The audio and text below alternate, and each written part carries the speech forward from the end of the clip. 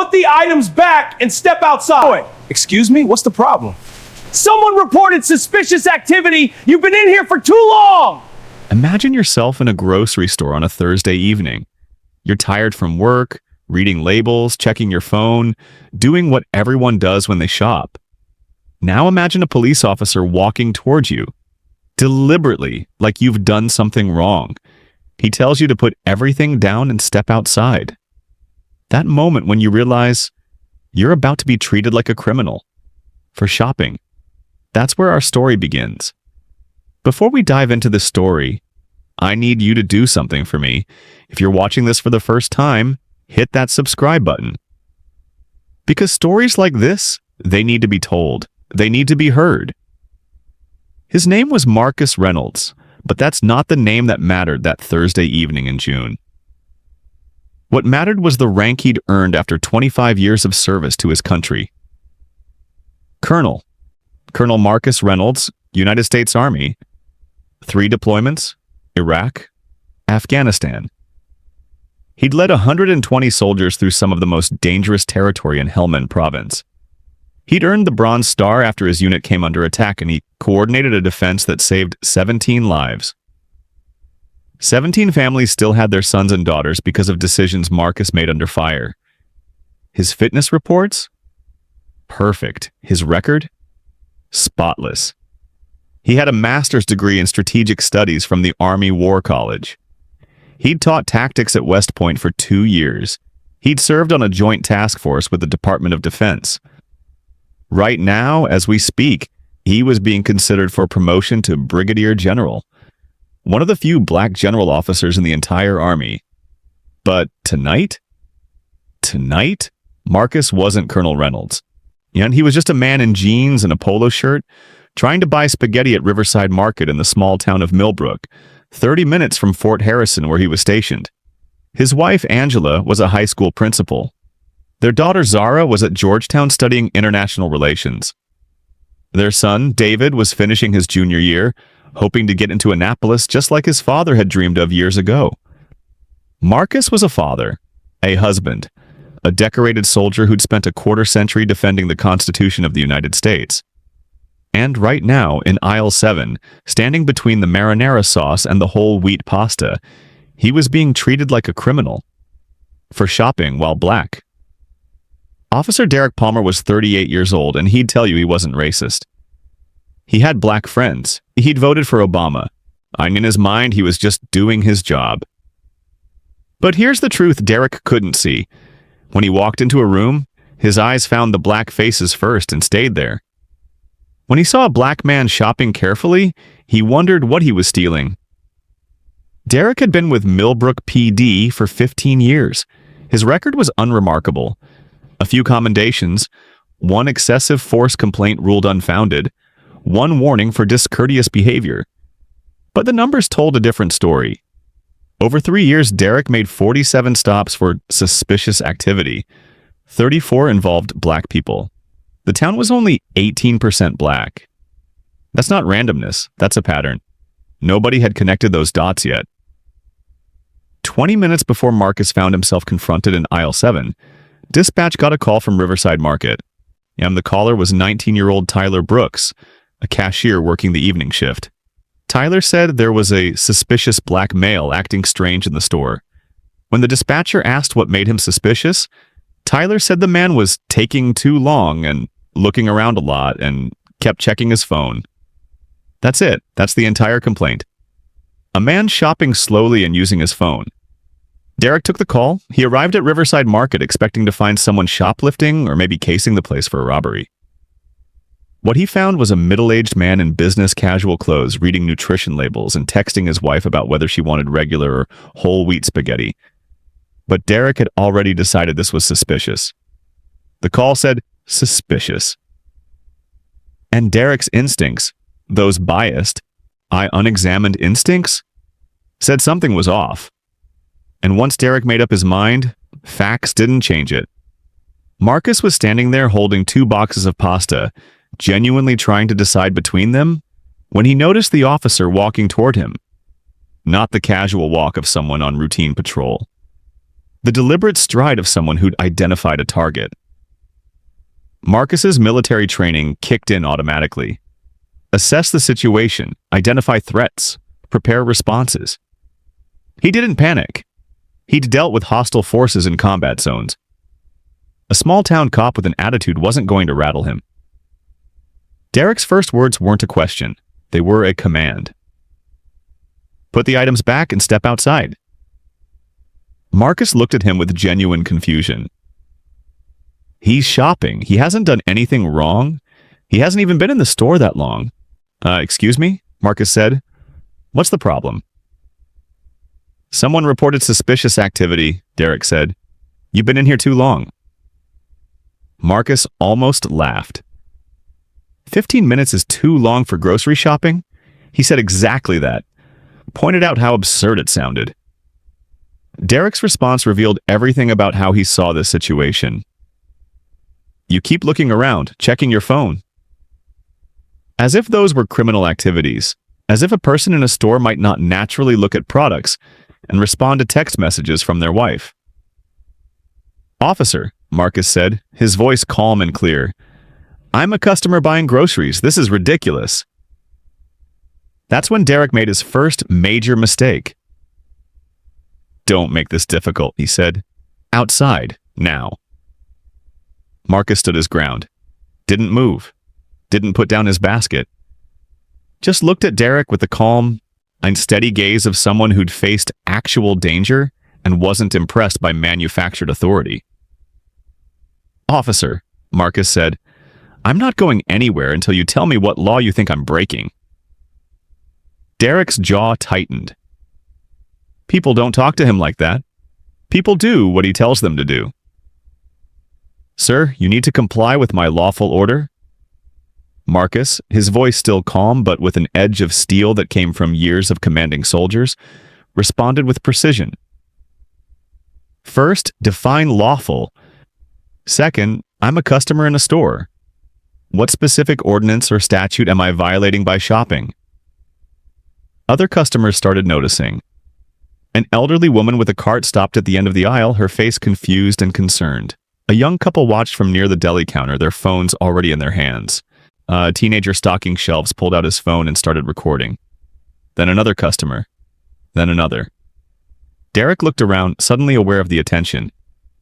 He lowered his voice slightly, trying to regain control. Sir, we can do this the easy way or the hard way. Your choice. Marcus didn't lower his voice. He wanted everyone to hear. Officer, there is no easy way or hard way. There's legal and illegal. Right now, you're detaining a customer who has broken no laws. That's illegal. So the question is whether you're going to realize that and walk away, or whether you're going to compound your mistake. Let me pause here for a second. Have you ever been confronted by police for doing absolutely nothing wrong? If you have, you know this feeling. Your heart races, your hands shake. You're angry and scared at the same time. You know you haven't done anything, but you also know that doesn't always matter. Marcus felt all of that, but his training, his experience, his years of staying calm under actual fire, it all came together in this moment. Derek felt his authority slipping. This wasn't how these encounters usually went. People were supposed to be nervous, compliant, apologetic. This man was none of those things. Derek decided to escalate.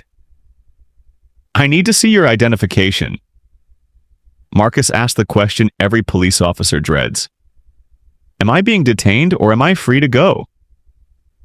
Because there's no middle ground. Either you're detained, which requires reasonable suspicion of a crime, or you're free to leave. That question forces clarity. Derek tried to dodge. You know, you're being temporarily questioned as part of an investigation. Investigation of what crime?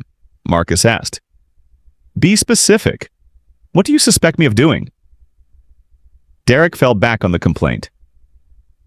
Someone reported suspicious behavior. What behavior specifically? Marcus pressed. What actions have I taken that are suspicious? Derek listed them. Being in the store a long time. Looking around, checking his phone. Marcus let the contempt seep into his voice. So I'm suspicious for shopping slowly, looking at products and texting my wife about dinner. Officer, do you hear yourself? Derek's hand moved toward his belt. Not quite to his weapon, but in that direction. A gesture meant to remind Marcus who had power here. Marcus noticed. Everyone watching noticed. The teenager recording zoomed in on Derek's hand. Officer, Marcus said, and his voice very clear, very loud. I see your hand moving toward your weapon. I am not threatening you. I am standing still, holding a basket of groceries. I am not armed. I am not aggressive. I am simply refusing to be intimidated by your illegal detention. Derek's face flushed red. His ego, his authority, his entire sense of control, all of it was slipping away in front of a growing audience. Sir, I'm going to ask you one more time to put down the basket and come with me outside. And I'm going to tell you one more time, Marcus said. No, I am a customer. I have broken no laws. You have no legal authority to detain me. If you touch me or arrest me, you will be committing battery and false arrest.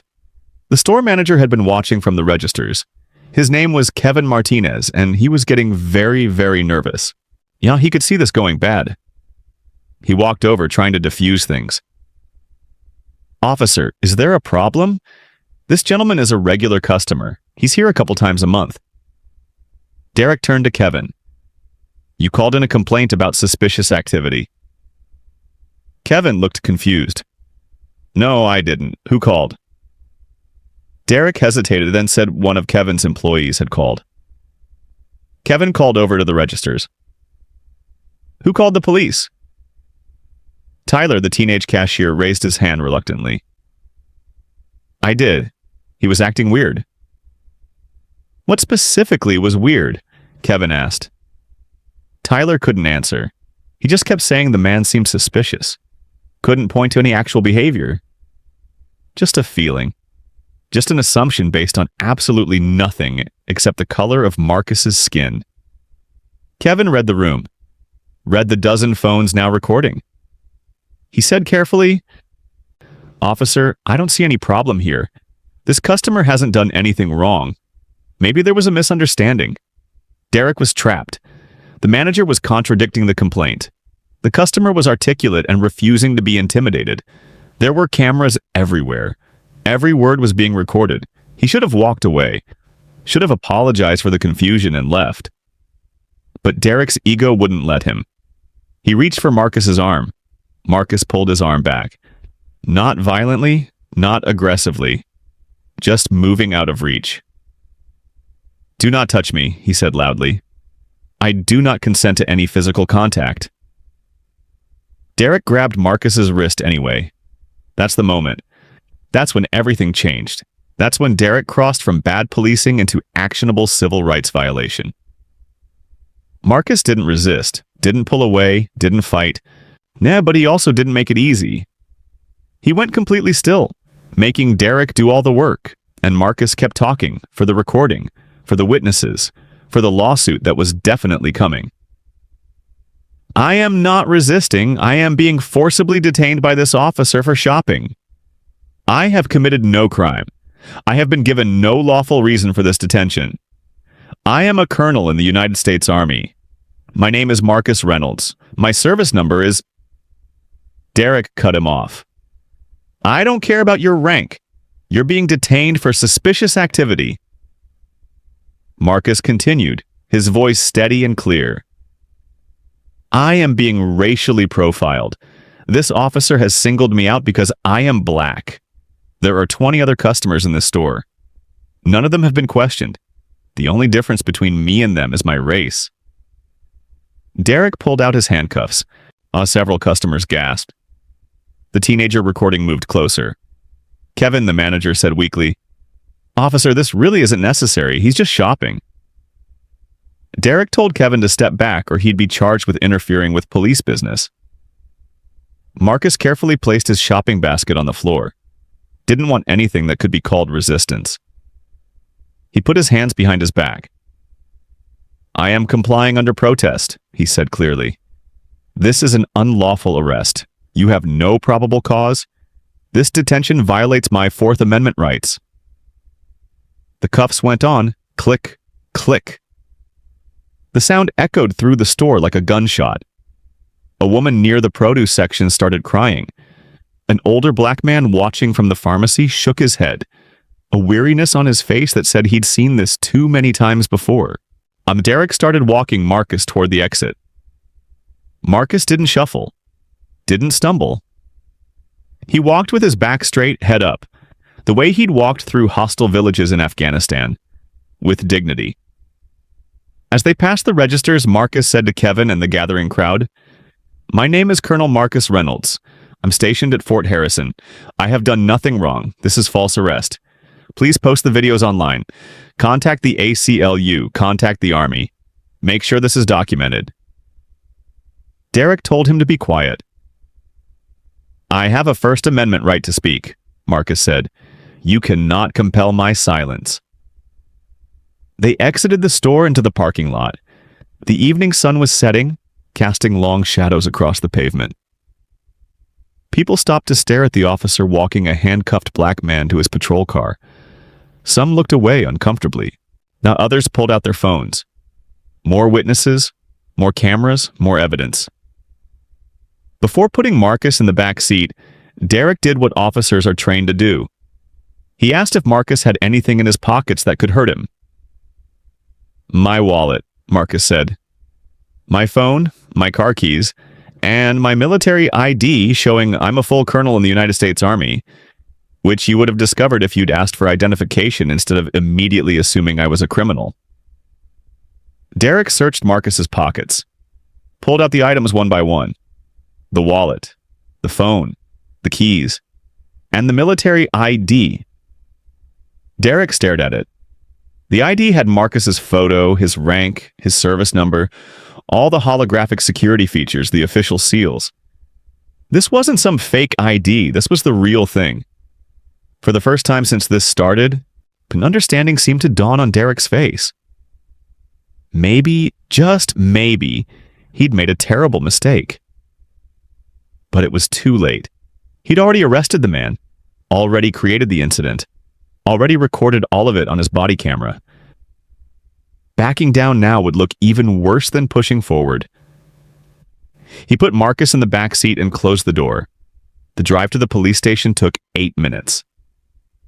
Derek said nothing. Marcus said nothing. The only sound was the radio crackling with dispatch traffic. Other officers handling other calls, people getting pulled over for speeding, domestic disputes, bar fights. The world kept turning like nothing had happened.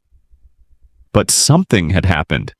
Something that would cost the city $780,000 and end a cop's career. All over a basket of groceries. They arrived at the station, and Derek walked Marcus inside, his posture proud and confident. He genuinely believed he'd done good police work, found a suspicious person, made an arrest, just another day.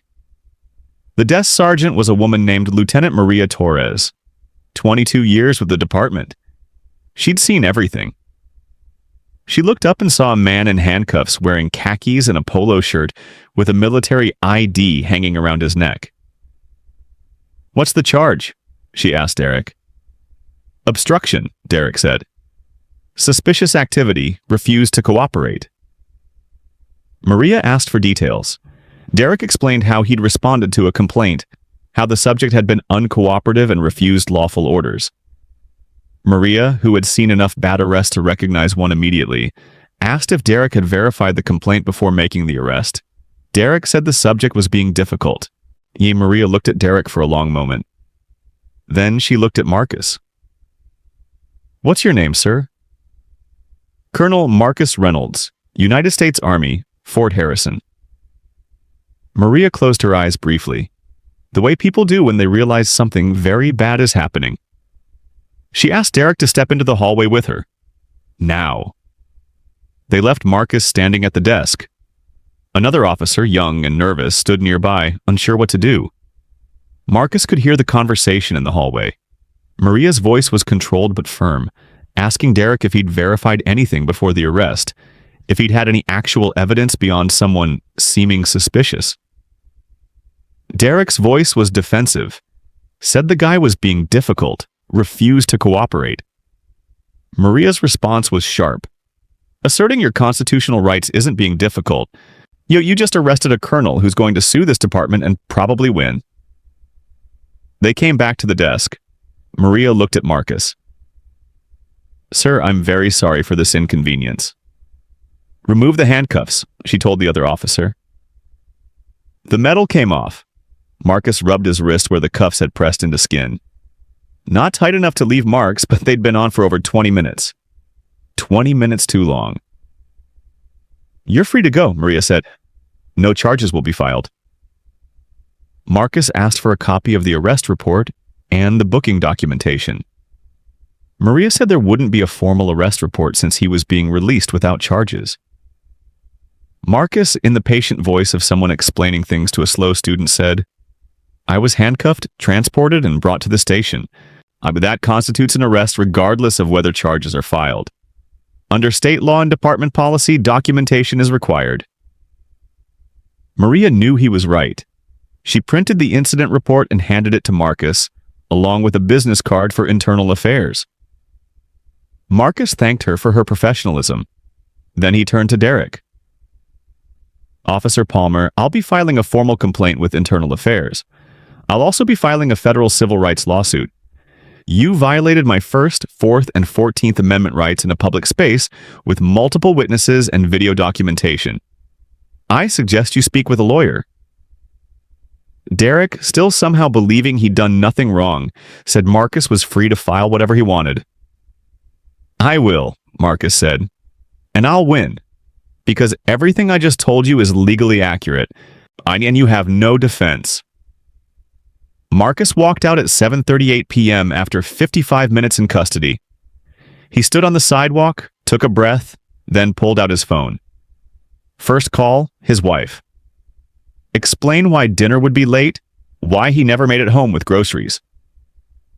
Second call, the staff judge advocate at Fort Harrison, the Army's lawyers who handle these situations. Third call, the NAACP Legal Defense Fund. Because this wasn't just about him. By 8 p.m., the grocery store videos were online. 5 angles, crystal clear.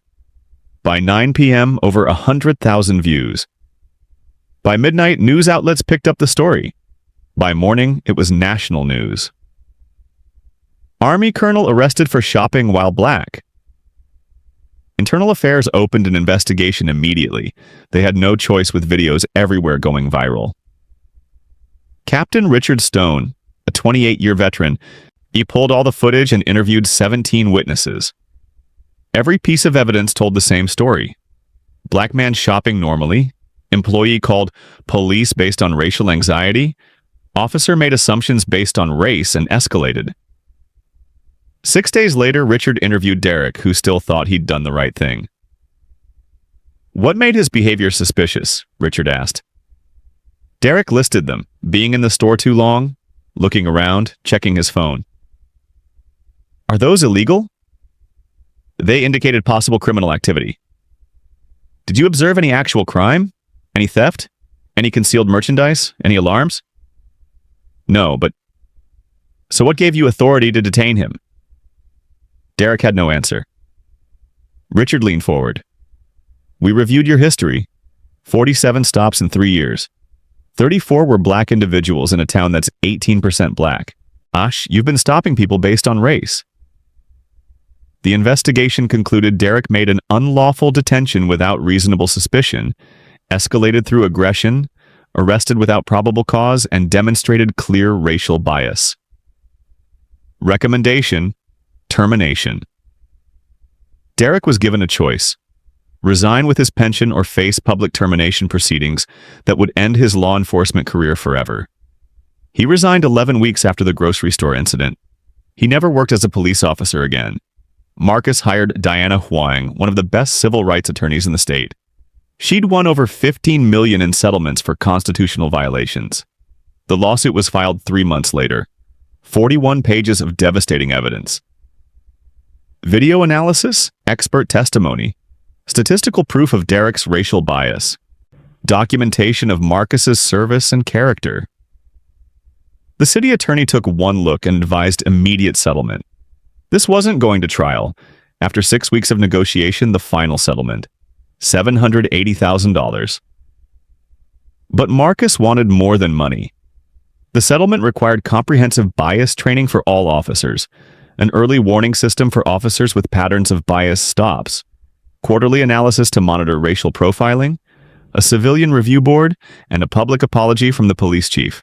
Marcus donated $300,000 to the NAACP Legal Defense Fund and $200,000 to a scholarship fund for children of service members. The Army created a training module based on Marcus's arrest, distributed to every military installation nationwide. It covered rights when interacting with civilian police, how to assert rights without escalating, documentation, on and when to contact legal assistance. The arrest video was viewed over 3 million times, discussed on news programs, analyzed by legal experts, shown in law school classes on constitutional rights. Millbrook PD implemented all required reforms. Outside experts trained officers, monitoring systems were installed, a civilian review board created. But the real impact was in the conversations about racial profiling, about officer assumptions, about the difference between actual suspicious behavior and normal activities performed by Black people. Today, Marcus is now Brigadier General Marcus Reynolds. He got the promotion 2 years after the incident. The Army valued his willingness to stand up for his rights. He gives talks to junior officers about civil rights and encounters with police. Know your rights. Stay calm. Document everything. I never accept being treated as less than a citizen because of your race. Zara graduated Georgetown and works for the State Department. David's in his 3rd year at Annapolis. Angela still teaches, using Marcus's story when discussing civil rights. Marcus still shops at Riverside Market. The staff greet him by name. Kevin always stops to chat. The store's become a landmark. People point it out as where the colonel was arrested. Tyler Brooks quit 2 weeks after the incident when social media backlash hit. He posted an apology about his assumptions, then moved states and deleted his accounts. Derek Palmer is 43 now, working warehouse security, living alone. According to those who know him, he still believes he did nothing wrong, still can't see that his biases cost him everything. This story shows that credentials don't protect you from racism. Marcus was a colonel with 25 years of service, a Bronze Star, exemplary conduct. None of that mattered. All that mattered was his skin color. But it also shows what happens when someone knows their rights and refuses to be intimidated. Marcus didn't fight or run. He stood firm, asserted his rights clearly, and ensured everything was documented. Here's the problem. Not everyone can do what Marcus did. Not everyone has his training, composure, or access to military legal resources. Your rights shouldn't depend on your rank, education, or resources. They should be universal, but they're not. The system relies on people not knowing their rights or being too scared to assert them. It relies on officers intimidating citizens into compliance. It relies on incidents happening without witnesses or cameras. Marcus's case had all three. That's why it ended with accountability. But how many similar incidents happen without those factors? How many people get arrested, charged, even convicted because they lacked what Marcus had? Think about Tyler, 19 years old, sees a Black man shopping, feels uncomfortable for no reason, and calls police. From that one call based on racial anxiety, a decorated officer ends up in handcuffs. That's how fragile our rights are. One employee with unexamined biases, one officer who doesn't know the law, and suddenly you're arrested for shopping. The pasta aisle at Riverside Market looks the same. Same shelves, same products, same lights. But it's different now. It's where someone stood up, where injustice was documented and addressed. Yet every time Marcus shops there now, walking down that aisle choosing pasta, he's making a statement. I have every right to be here. You cannot intimidate me. You cannot make me feel like I don't belong. That's the real victory. Not the settlement or the firing, but the fact that Marcus still shops there with his head up, refusing to let that incident define him. The victory is in the dignity he maintained from beginning to end. It's in every officer who now thinks twice before stopping someone based on assumptions. It's in every person who watched those videos and learned their rights. It's in the conversation we're having right now. If this story meant something to you, please share it and subscribe to this channel. These stories need to be told. These lessons need to be learned. These patterns need to be broken. Knowing your rights isn't being difficult. It's being a citizen who understands the badge doesn't erase the Constitution. What happened to Marcus could happen to anyone, but it happens disproportionately to people of color. That's not opinion. That's statistics, pattern, reality. We can't fix what we won't acknowledge. Acknowledge it. Talk about it. Demand better from those sworn to protect and serve. Because until we do, there will be more grocery stores, more handcuffs, more injustice that should never happen in the first place. Stay safe. Stand firm. Never let anyone make you feel like you don't belong. Thank you for watching and see you in the next one.